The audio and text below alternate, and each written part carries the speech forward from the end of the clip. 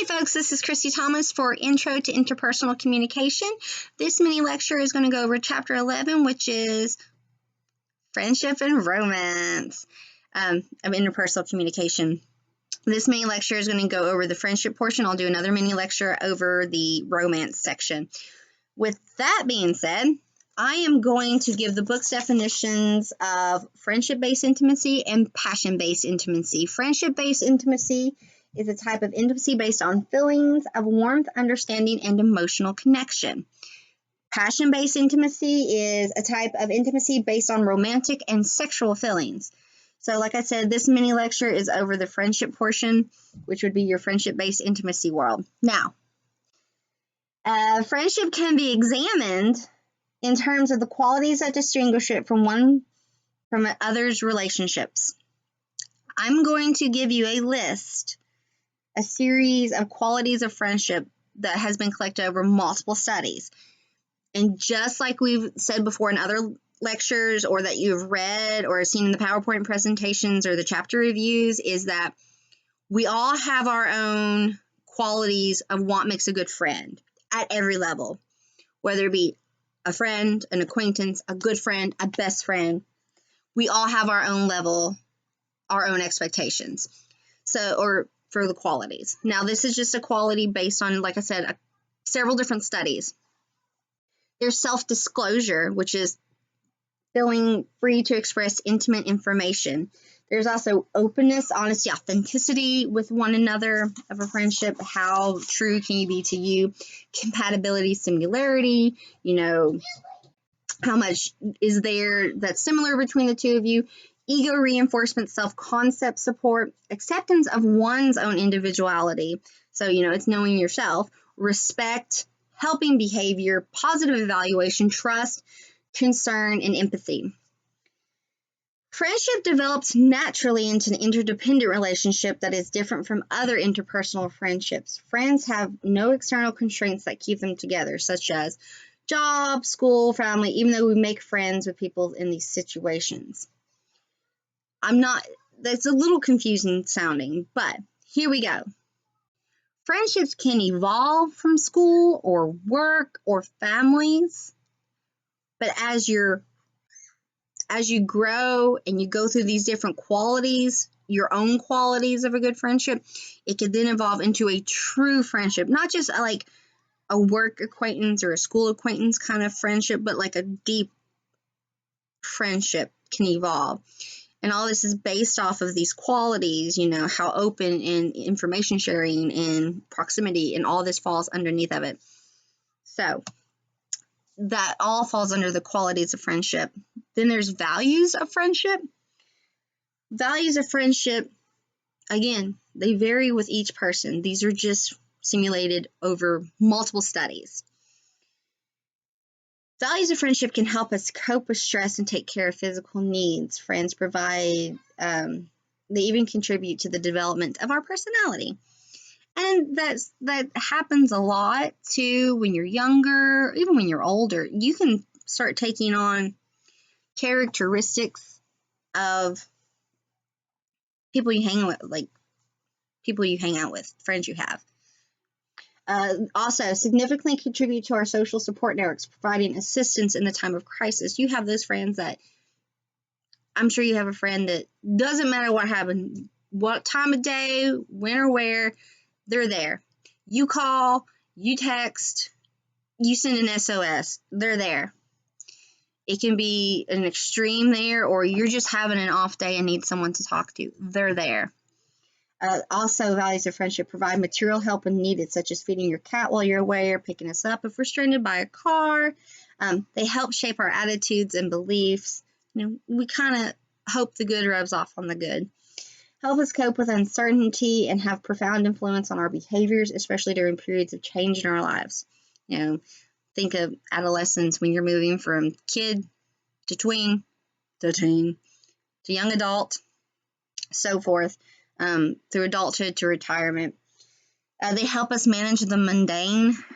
We seek out friends just to talk, share a meal, or enjoy their company. Right now, a lot of us are at home. We're at home with our significant others. We're at home with our kids.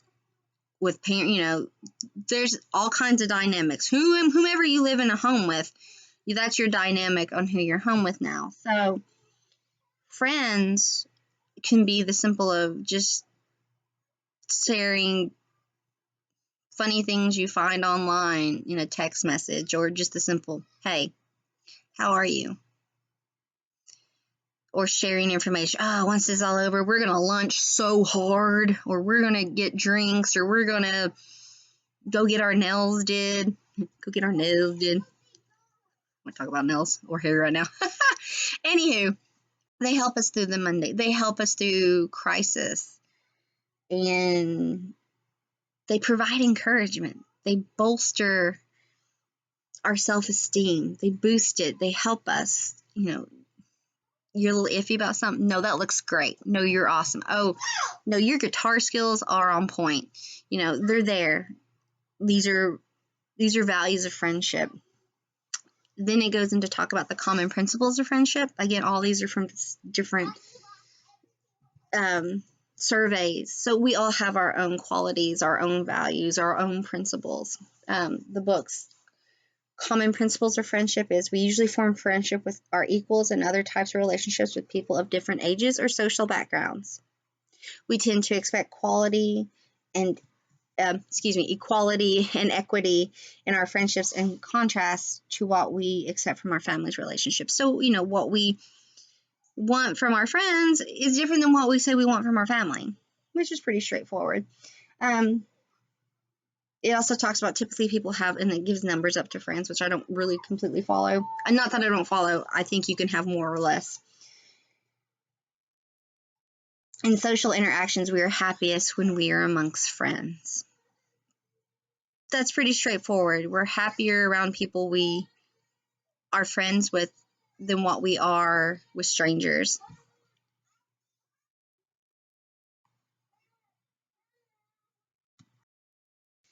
Making friends. There are factors. I got a little southern, did it? Factors. There are factors providing a good checklist of how about making friends. And it gives us 5, the book does. So here they are. There's similarity of attitudes, expectation that the other person will like us, reciprocating self-disclosures, proximity, accessibility, or availability. That's in making friends. And that's pretty straightforward. You're going to make friends with people around you. You're going to be able to become friends quicker, or I don't want to say quicker, but you tend to make friends with people with the same interests and similarities as you. Hey, we're in the same club, or hey, we're on the same sports team, or hey, we work, whatever the case may be. Proximity, you're there, you're in class, you could, start forth. Reciprocating self-disclosures. Hey, my name is. Oh, hey, my name is. This is what I'm majoring in. Well, this is what I'm majoring in. And, it just continues, a tit for tat, this for that. They give some, you give some. You see, we're building up here. An expectation that they will like us. That's pretty, yay. It'd be kind of awkward if they didn't. Then there's friendships at different stages. There's the monetary playmates stage, which is about age group 3 to 7. This is where we interact with those who are the nearest to us. It's pretty straightforward. If you have kids or been around young children, they're going to play with whatever is closest to them around that age group. Now, they talk about one-way assistance stage, which is ages 4 to 9. And this is where our friendships are more of a take perspective. Like, gimme. To help our needs rather than a give. Like, we're not giving, but we taking. We are taking, excuse me. There's the next stage is age group 6 to 12, and this is your fair weather friend stage.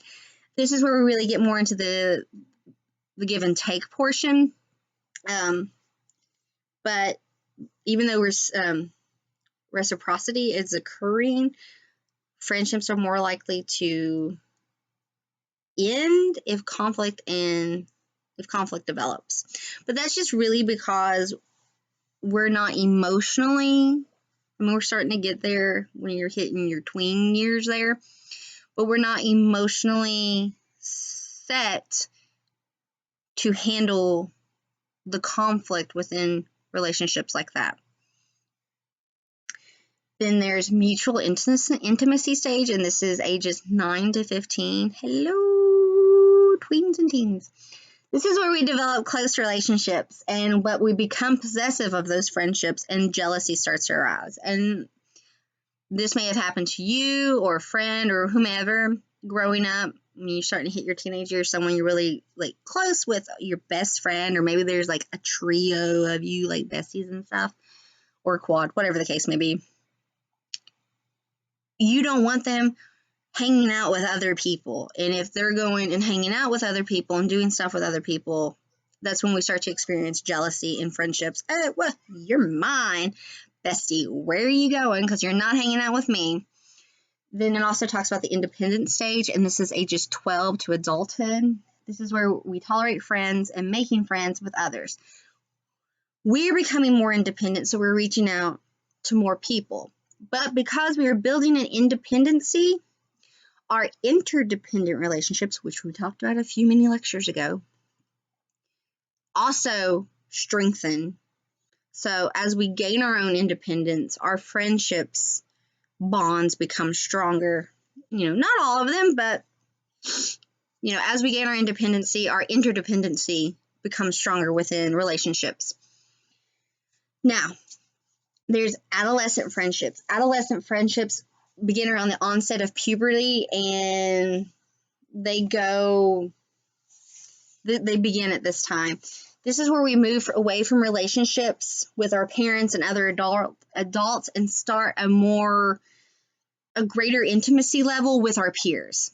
So this is where you're finding your independence as you're getting older. And like I said, this starts about your puberty years. So think about 11, 12, 10, 11, 12, we start to see this where you're trying to gain independence and your intimacy with your peers is becoming greater. You're creating, bonds. Maybe you're doing more of like the sleepovers or the hanging out or the chilling and whatnot. That all comes in here. We explore and negotiate new relationships with our family members, as you're gaining your independency. It changes the relationship you have with adults. Adolescents consider spending time with their friends their favorite hobby or their favorite enjoyable activity. So in adolescence, we develop cliques of friends and form friendship networks. So this all happens in that adolescent friendship range. We are becoming closer with our peers, creating more dynamic intimacy, creating more independency in ourselves. Now, we move from adolescent friendships to young adult friendships. Young adult friendships, this is what happens in our late teen years, early 20s, and start moving forward. And it says about your early 30s, mid-30s situation world. They're linked to a succession of significant changes in our lifestyles. So these friendships can change and re-change within these guidelines. Some of our lifestyle changes and goals is like going to college, getting jobs, pursuing serious romantic relationships, getting married, buying houses, starting families. This is all falling in the young adult friendship world. So it talks about maintaining of friendships. Some people go straight to work after they graduate high school. And studies have shown those who go to work immediately afterward are better at maintaining friendships that they found in high school and then build off making work relationships. Those who go to college, if you are going to college with a buddy, like maybe your best friend or a real close friend from school and you live together, you're more likely less to create new friendships in college than you are if you were to go, I don't want to say solo because you are going solo, but if you're going to a college and you're not really going with any of your friends to the same college, you're more likely to develop new friendships because of that scenario. And the friendships are ever, as we get older, they evolve because based off of our lifestyles and our goals. And then the last one it talks about is adult friendships, and the age ranges are really flexible here, but I'm going to say your mid-late 20s is when we start the adult friendship phase. Really, maybe late 20s, early 30s is when you start it. This is where we are in the prime of our, our work and family lives, which is not the case. We're, some people don't know what they want to be when they get older. I don't want to know what I'll be when I get older. Adult friendships are among the most valued relationships, providing emotional support, partners for activities, and socializing opportunities. You have continued friendships from childhood or adulthood or adolescence, but now you have friendships that emerge from coworkers and neighbors, relatives, or members of organizations we become involved in. That could be specific groups. Think of Masons or church. You can create a lot of friends through church families or, groups that you're part of. I said Masons, older groups. I don't think they're really popular anymore, but the Red Hat Society was real hot there for a second. That world is what we're talking about when it comes to marriage. Can also lead to new friendships. I don't mean your partner, but I'm talking about in-laws, like sister-in-laws, brother-in-laws, and all that stuff underneath the friendship. But really, friendship can evolve. And if you have a friend that you've had since childhood or maybe your adolescence and you're still friends with them, think of the evolution of that friendship, how it started, how it evolved through schooling now, where you're at in life, if you have a family, if you're married, if you have an intimate part, a serious partner, if you have children, if you were, there's so many variables here, but think of that friendship, how it has evolved and how it has changed. It's really kind of crazy if you think about it. A lot of my friendships now from childhood that I'm still friends with and talk to, it's changed from youth when it's playtime to, high school when it's more like you say, you're getting your independence and you're learning who you are, and in respect, learning who you are with these people, whether you still mesh and then you continue to grow, and then you're in college. That brings a new sets of challenges. And now, we're married. We have kids of our own. So like a lot of the conversations, oh, how are your kids doing? How was your day with your kids? Oh gosh, my kids do, it's if your kids are close in age, or if their kids are older or yours, or vice versa, maybe it's like, oh, did this happen to you? Is this something that's common? That happened to me a lot when my babies were newborn. When my first was a newborn, I was reaching out to friends that had just had a baby, and maybe they were a year older, and I was like, oh, is this common? New parent, is this common? Is this? But anyway, this was the interpersonal world of friendship and relationships. Thank you all for watching these videos, and excuse my crazy tangents. I hope you have a great day. Thanks.